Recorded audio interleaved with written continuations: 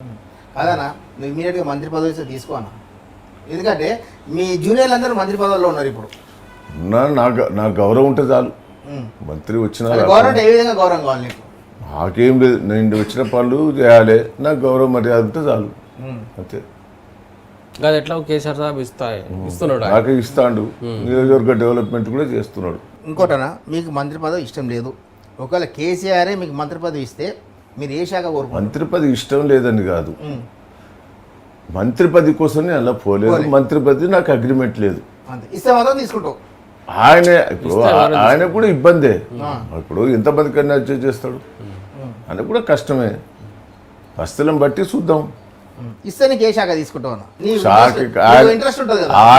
ఆయన ఎట్లా వాడు ఎమ్మెల్యే ఉండు అన్నా ఉంటా, పార్టీ ఆర్గనైజేషన్ ఉండు అన్నా ఉంటా, ఏ పదవి ఇచ్చినా ఆ పదవికి వన్నె తెచ్చే ప్రయత్నం చేస్తా.